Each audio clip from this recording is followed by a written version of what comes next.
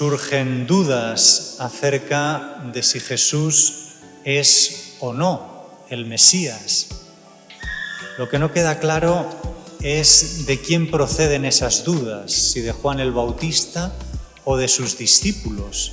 Pero ir a Jesús no queriendo a la oración, pero no queriendo encerrar a Dios y su actuación en nuestros pobres y limitados razonamientos humanos, ni tampoco pretender forzar a que Dios se doblegue a nuestros dictados y pretensiones sobre cómo tiene que actuar en nuestra vida. Por eso, dejémonos llevar de la mano de la Virgen en la comprensión del Dios verdadero, del Dios que en su Hijo Jesús ha revelado su verdadero rostro, y que vayamos adquiriendo esa actitud meditativa que ella tenía y que se puede resumir con lo que dijo San Lucas en su Evangelio, que lo guardaba todo en su corazón y lo meditaba. Queridos hermanos y hermanas, gracias a vosotros, nuestra parroquia ha podido llegar a miles de hogares de todo el mundo, compartiendo la palabra de Dios y manteniendo viva nuestra fe en el mundo digital. YouTube nos ofrece dos formas sencillas de colaborar. Con el botón Gracias podéis hacer una aportación puntual y con la membresía podéis apoyar de forma mensual. Vuestra generosidad ayuda a financiar y mejorar nuestros equipos de grabación, transmisión y el mantenimiento de nuestro canal. Que Dios bendiga vuestra generosidad.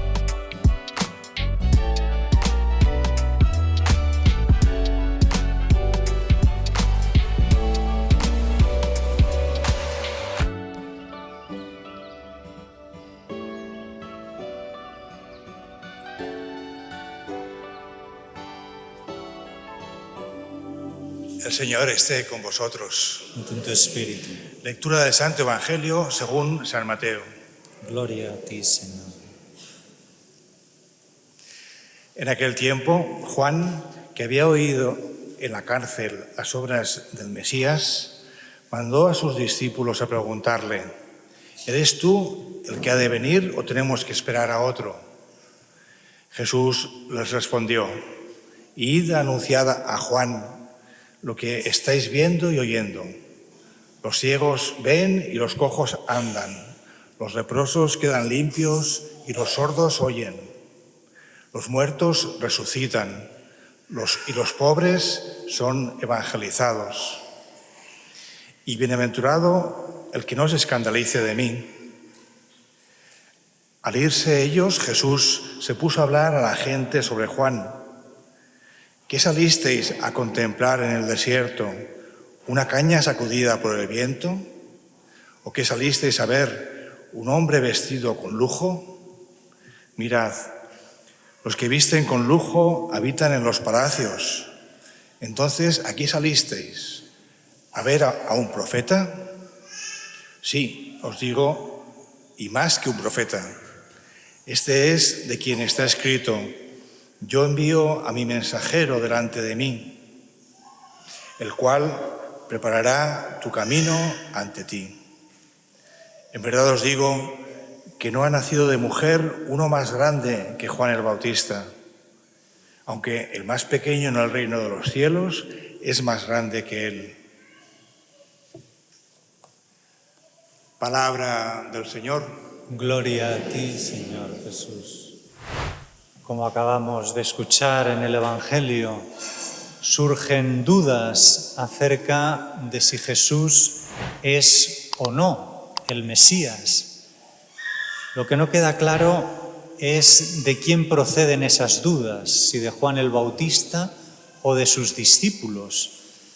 Yo personalmente, pero bueno, esto es una opinión personal, me inclino más a que esas dudas venían de los discípulos de Juan el Bautista que no del propio Juan el Bautista, ¿no? Es como si Juan Bautista, después de haber insistido a sus discípulos que Jesús era verdaderamente el Mesías y como ellos no acababan de creérselo, los manda a Jesús y que se lo pregunten ellos directamente a él y así se les disipen las dudas. Y eso es lo que hacen. Van a Jesús y le preguntan: ¿eres tú el que ha de venir o tenemos que esperar a otro? Y escuchan lo que Jesús les dice: id a anunciar a Juan lo que estáis viendo y oyendo. Los ciegos ven, los inválidos andan, los leprosos quedan limpios, los sordos oyen, los muertos resucitan y a los pobres se les anuncia el Evangelio. Y dichoso el que no se escandalice de mí. Creo que esta es una bonita imagen de lo que es la oración. Ir a Jesús y hablar con Él de lo que llevamos en nuestro corazón. Hablarle de nuestras cosas, proyectos, ilusiones, también desánimos, tristezas, incertidumbres. Pero la cosa no acaba ahí, no puede acabar ahí. Hemos de saber también escuchar a Jesús, porque la oración es un diálogo. ¿Os imagináis que los discípulos de Juan el Bautista hubieran ido a Jesús, le hubieran preguntado, le hubieran expuesto todas sus dudas, sus razonamientos, y sin dejarle hablar se hubieran marchado? ¿No sería realmente una situación ridícula? Vamos ahí, le exponemos todas nuestras dudas, nuestros razonamientos, y antes de que él abra la boca, desaparecemos, nos marchamos. Y no es eso precisamente lo que muchas veces nosotros hacemos cuando vamos a Dios en la oración. Le hablamos, le pedimos, incluso nos quejamos, cuando no, le culpabilizamos de alguna cosa, y nos vamos, sin escucharle.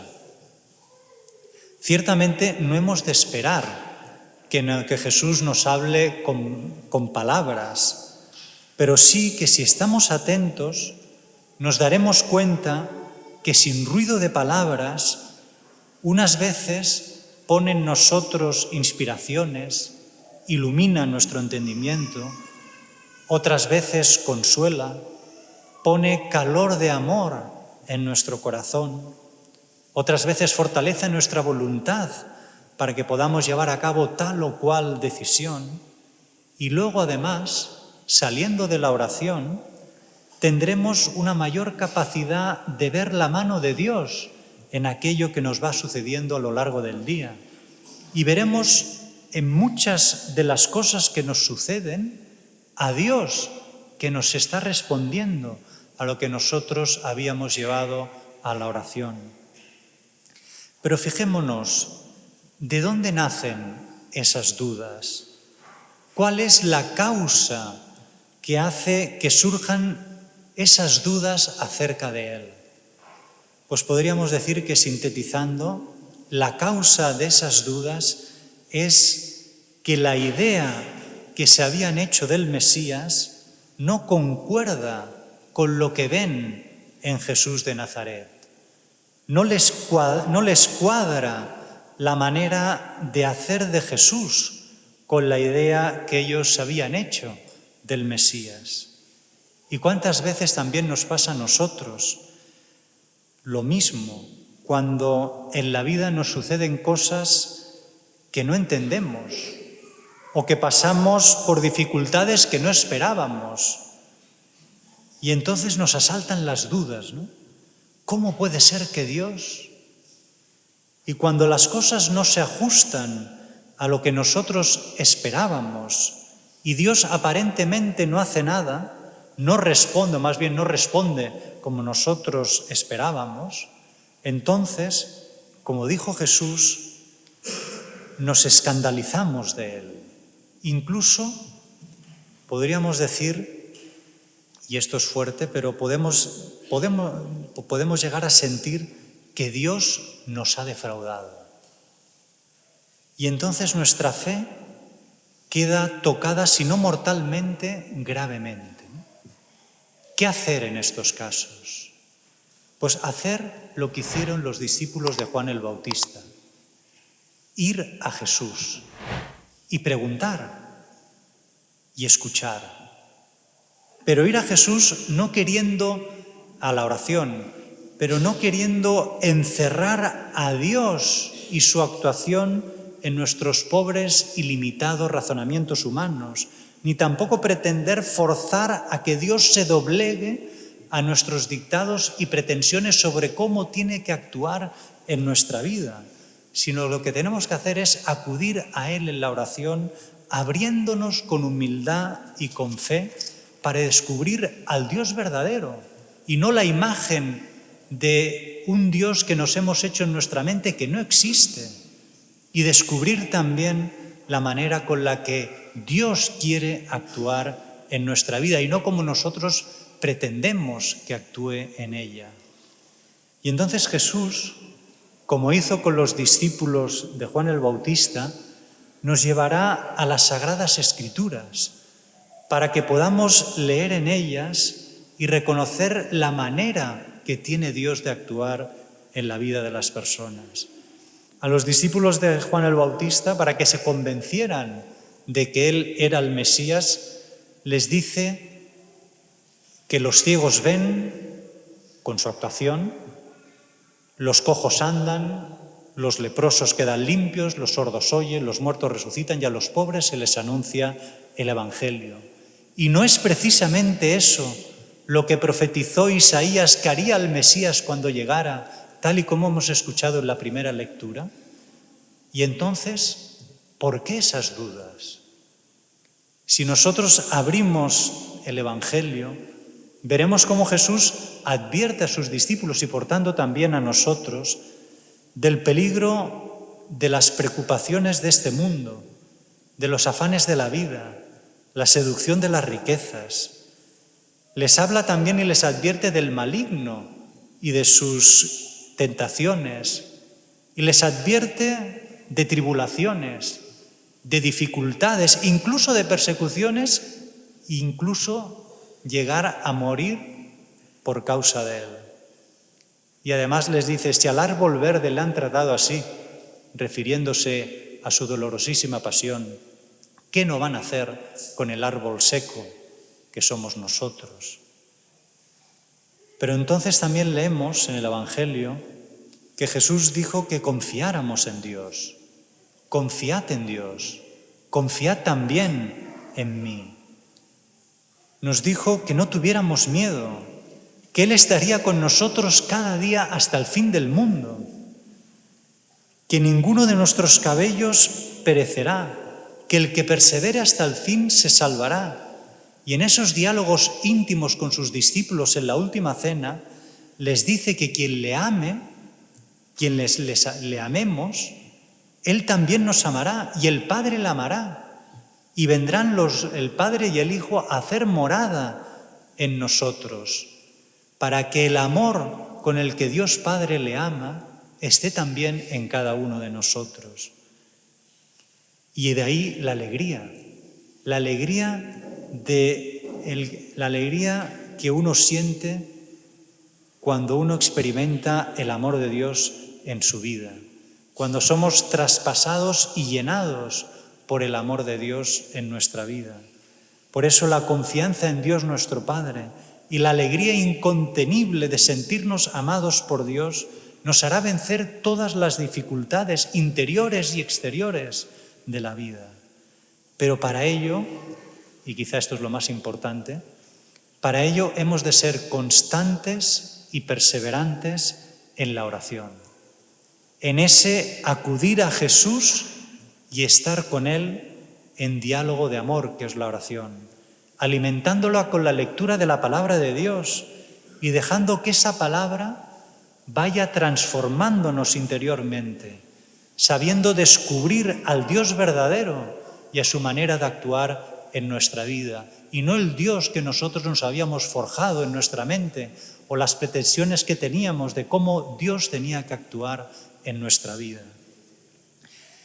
Si, como hemos dicho, la decepción, el desánimo, incluso la pérdida de fe, pueden tener su raíz en una mala comprensión de quién es Dios y de nuestras pretensiones sobre cómo tiene que actuar en nuestra vida, tenemos en la Virgen María, nuestra Madre, nuestro mayor ejemplo y modelo en el conocimiento de Dios, pues ella, como lo demuestra el Magnificat, ese canto de alabanza y de acción de gracias que hizo cuando visitó a su prima Santa Isabel, que es un cántico que está todo él lleno de citas del Antiguo Testamento. Cómo ella fue, la Virgen María, tejiendo todos y cada uno de los hilos de su vida, todas y cada una de las fibras de su ser, con la palabra de Dios, hasta el punto que hasta el mismo San Agustín llega a decir que si la Virgen María lo llegó a concebir en su carne, es porque antes lo había concebido en su mente, llegando al conocimiento pleno del Dios verdadero. Por eso dejémonos llevar de la mano de la Virgen en la comprensión del Dios verdadero, del Dios que en su Hijo Jesús ha revelado su verdadero rostro, y que vayamos adquiriendo esa actitud meditativa que ella tenía y que se puede resumir con lo que dijo San Lucas en su Evangelio, que lo guardaba todo en su corazón y lo meditaba. De esta manera haremos que nuestra vida se vaya abriendo al Dios verdadero, al Dios que ha revelado su verdadero rostro en Jesucristo, y nos abramos también y sepamos descubrir cómo Dios va actuando en nuestras vidas, más allá de las cosas malas y buenas que nos puedan pasar y que nos pasan, pero sabremos descubrir en ellas a Dios que está con nosotros, y entonces iremos adentrándonos en el conocimiento del Dios verdadero, experimentaremos su cercanía en nuestra vida, y entonces podremos llegar a gustar algo de lo que es el amor en mayúsculas de Dios por nosotros, y empezaremos a vivir con una verdadera alegría interior, sea cual sea las cosas que nos sucedan en la superficie de nuestra vida.